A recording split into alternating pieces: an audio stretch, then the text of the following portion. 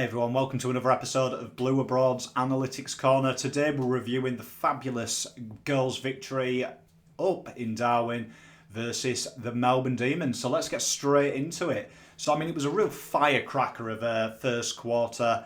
The Demons were heavily favoured in this, and it was really fiercely contested game of football. It was really exciting. Melbourne really did though show their more maturity, their more experience inside and outside, and really controlled the football really well. They really did pepper us with inside 50s, really controlled winning the ball from the centre, getting it on the outside. They looked the more dangerous side without a doubt.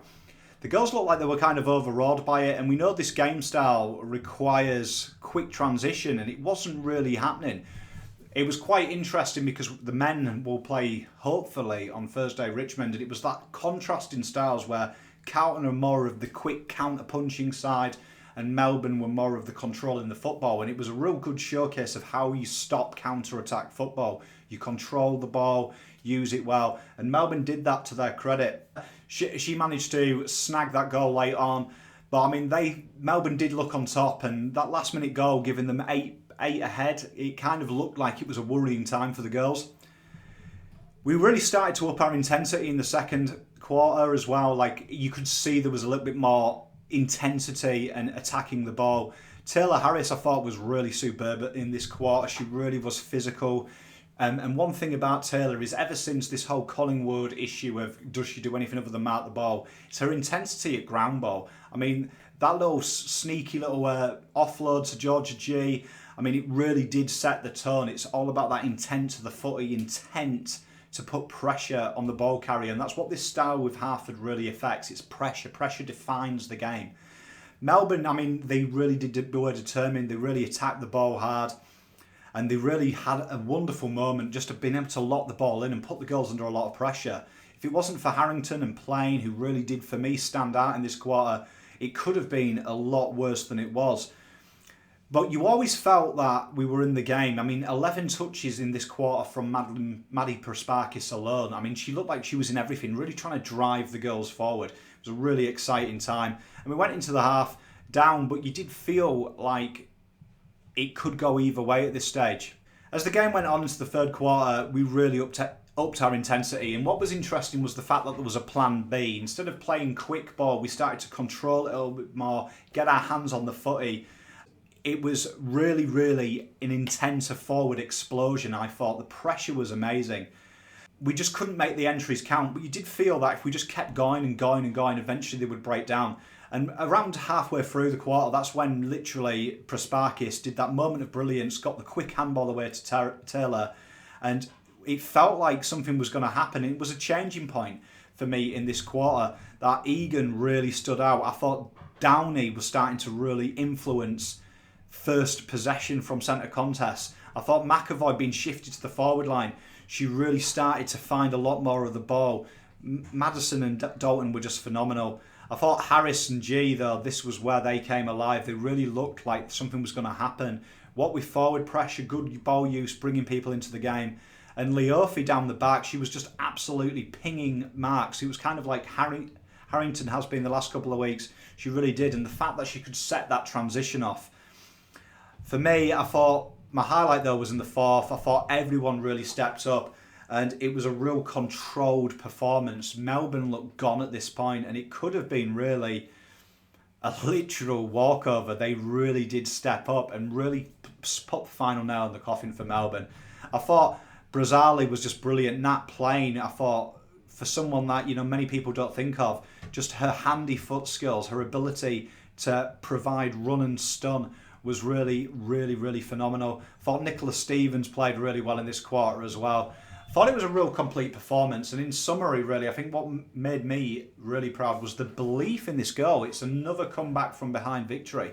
The self-belief in these girls is just next level. I thought there were some real standouts. So, let's have a look at what that did with the votes for the game. And as you can see, 3 votes for me all day long, Madison Prasparkis. It's hard not to give her 3 votes every week. 23 touches, 2 tackles, 4 marks, and a goal for her endeavours. She controlled the play well. She's really now gone from rising star to best player in the comp, in my opinion.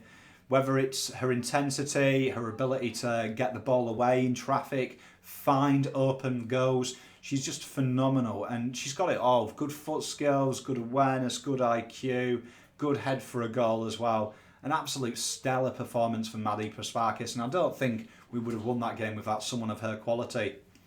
2 votes is Chloe Dalton. I think she's just doing fantastically. She's a girl who's really come of age in the last couple of weeks. And for me, her just second half was just phenomenal. The fact that she provided real good run and carry. She looked to bring players into the game. She had a really, really standout second term for me. 17 touches, 2 tackles. And for me, she was just in everything. She was that vital cog. She allowed that transitional phase in the second phase of it to really get going. She looked to give it off to runners on the outside. She looked to enter with smartness as well. She looked to find open goals and just carry on the chains, just keep them going. It's something that I keep repeating every week. Just move them chains. It's a real standout performance for her, and you can see all the skills that made her a star in rugby are really translating over well. Her awareness, her ability to manage a game. It's all coming out, and I thought it was a phenomenal performance from Chloe and a well-deserving 2 votes. 1 vote I'm giving to Lalofi, and it's great to give her a vote in a game. She was one person I told you to watch out for this year. 16 touches, 1 tackle, 4 marks. I thought her ability down back to just, her intent to attack the ball was just phenomenal. It's really an important asset in a transitional game. And I thought her ability just to, ping marks and get the ball off, look to take the game on, really escalate those rebound 50s, turn defence into attack is a standout. She's a superstar of the competition. I mean, her and Harrington down back, for me, just make Carlton impossible to beat almost. It's a very, very daunting opposition for anyone to really come across. It's tough act to beat them. And I think as well, I mean, we're going with votes. I mean, G was phenomenal. Stevens was really good. Brazali was brilliant. Taylor was exceptional. And I want to give a special mention as well, before we get onto the individual player focus, to Vesio. She's come under a lot of criticism, but I think one thing she's done is she's adapted her game to bring others around her. I think her influence of where she is, her ability to draw traffic, her ability to draw defenders to her is understated. She gives it off well, and I thought it was a really good performance from her. But that's the 3 votes. I'd love to know what you guys saw the game as well. That would be wonderful. So let's have a look at player focus then.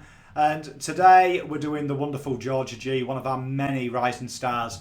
And for me, her performance was impeccable. Let's have a look at it. I mean, 12 touches, 1 tackle, 6 marks and a goal. It was just phenomenal for me. She really, really did step it up. And if you look at her heat map, I mean, she just really dictates that right channel, doesn't she? I mean, look at these tackles here. This is what we're on about. Forward pressure. She doesn't let you get out of defensive 50.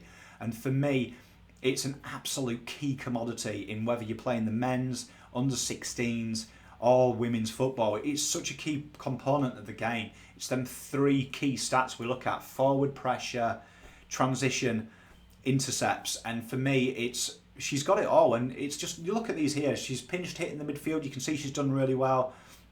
But these tackles, she creates a wall in defensive 50.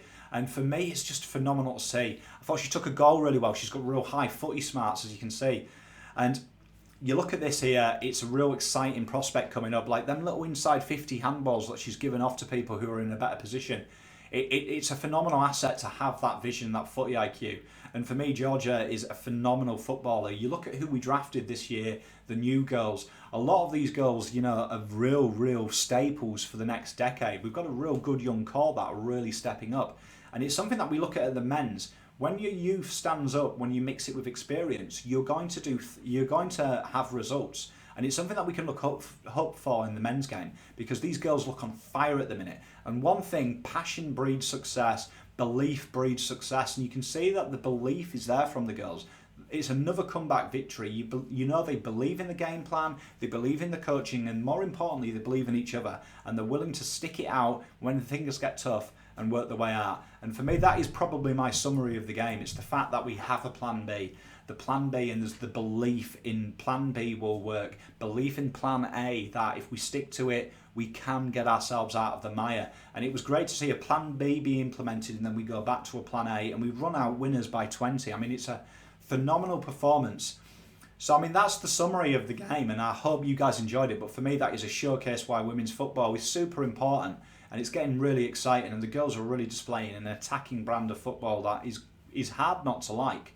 Please, guys, let me know what you guys thought. I'd love to hear your feedback on what you thought, who stood out for you, what did you guys think, who did well, what didn't we do well. And as always, guys, stay navy blue, folks. I'll see you soon.